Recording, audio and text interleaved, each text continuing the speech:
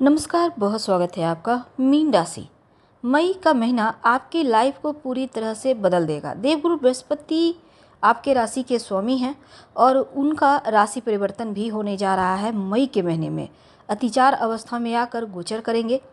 राहु और केतु का भी महापरिवर्तन होगा। अब देखिए, आपके लिए राहु केतु का महापरिवर्तन पूरे 1.5 साल तक आपकी लाइफ को कंट्रोल करेगा। अब देखिए, ग्रहों के राजा भगवान सूर्य भी 15 मई को राशि परिवर्तन करेंगे धन के भाव पर। वैसे सूर्य यहाँ पर उपस्थित होंगे तो धन के मामलों में आपको लकी भी बनाएंगे। तो चलिए समझते हैं कि 14 तारीख को जब सूर्य राशि परिवर्तन करेंगे, इसके बाद आपकी लाइफ पर क्या प्रभाव पड़ेगा, और जब राहु केतु और देवगुरु बृहस्पति का महापरिवर्तन होगा तब क्या होगा। कौन सी तारीखें हैं इस महीने की, मई के महीने में, जो आपके लिए बहुत शुभ है। कोई भी इम्पोर्टेंट काम इस दिन आंखें बंद कर आप कर सकते हैं। और वो कौन सी तारीखें हैं जिस दिन कोई भी शुभ कार्य करने से बचना चाहिए, थोड़ा इंतजार करना चाहिए। तो अब देखिए, बुध वृषभ राशि में चतुर्थ भाव, बुध का चतुर्थ में जाना व्यापारिक भाइयों के लिए अनुकूल रहेगा। प्रॉपर्टी से जुड़े कार्य में, बिजनेस में खासकर लाभ होगा। कोई अवरोध है तो 6 मई से 23 मई के बीच आपके लिए बढ़िया है।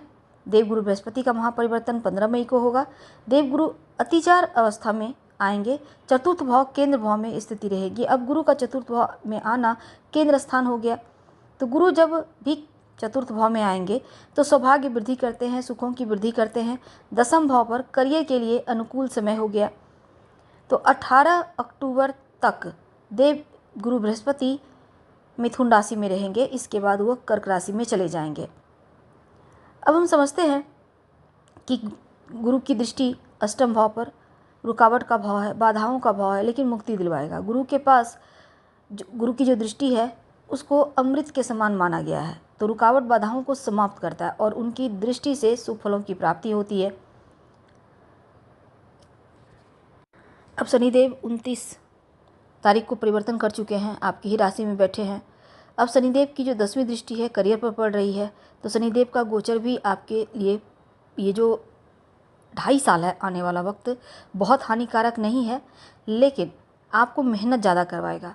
अब देखिए, एक चीज़ है कि राहु का गोचर, केतु का गोचर आपके लिए बहुत खास होने वाला, क्योंकि राहु अभी मीन राशि में है और वो अब कुंभ राशि में आपके 12वें घर में जाएंगे और केतु छठे में। तो अब देखिए, जब राहु केतु का ये महापरिवर्तन होगा तो आपको मुश्किलों से बाहर निकालेगा। जो कार्य अभी तक नहीं हो पा रहे थे पूरा, आप बहुत मेहनत कर रहे थे, 1 साल से एक ही कार्य को पूरा करने में लगे हुए थे, नहीं हो रहा था, लेकिन जैसे ही राहु विदेश भाव में जाएंगे आपका कार्य भी बनेगा। विदेशी ज़मीन से लाभ होगा, विदेशी ज़मीन से जुड़ा हुआ काम होगा, यहाँ तक कि आप विदेश घूमने फिरने भी जा सकते हैं। तो कोई भी चीज़ को 10 गुना राहु बढ़ा देता है, और 12वां घर खर्चों का है तो 10 गुना खर्चा भी करवाएगा। तो किसी को भी पैसा वगैरह उधार ना दे, कहीं भी इन्वेस्ट सोच समझ कर करें और हर तरफ नज़रें बनाए रखें तो ज़्यादा अच्छा रहेगा आपके लिए। 12वें घर में राहु है तो प्रयास कीजिए कि देखिए, राहु स्थान परिवर्तन कराएगा। जैसे कि आप अपने किराए के घर में हैं तो अपना घर होगा, या फिर आप कहीं और रह रहे हैं आपका ट्रांसफ़र होगा। तो राहु आपको स्थान परिवर्तन 12वें स्थान में जाकर जरूर करवाएगा, आप तैयार रहिए। इनकी जो 5वीं दृष्टि है सीधे चतुर्थ भाव पे है, चतुर्थ भाव आपके निवास स्थान, तो ऐसे में निवास स्थान में परिवर्तन के योग प्रबल रूप से बनेंगे।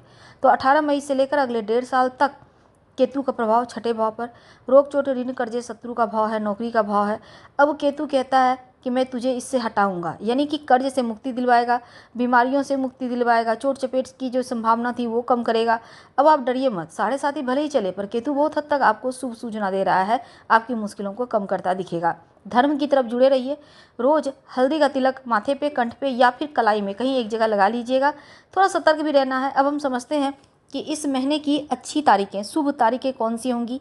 तो आपके लिए 18, 19, 23, 24, 26, 27 तारीख बहुत अनुकूल होगी। कोई भी शुभ कार्य जो भी आप करना चाहते हैं आप आंखें बंद कर सकते हैं, आपके लिए बढ़िया है।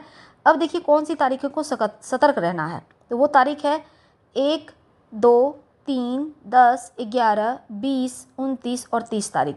इस दिन आपको सतर्क रहना है। कोई भी कार्य इस दिन ना करें तो अच्छा है, और अगर करना पड़े तो गुरु का आशीर्वाद लेकर कीजिएगा, अगर ज़रूरी हो, मजबूरी हो तब। तो हमने आज आपसे साझा की आपके लिए शुभ अशुभ तारीखें और कैसा रहेगा। वैसे पूरे महीने आप हनुमान चालीसा का पाठ करके दिन की शुरुआत कीजिएगा तो हर ग्रह अपने आप शुभ फल देने लगेंगे। धन्यवाद।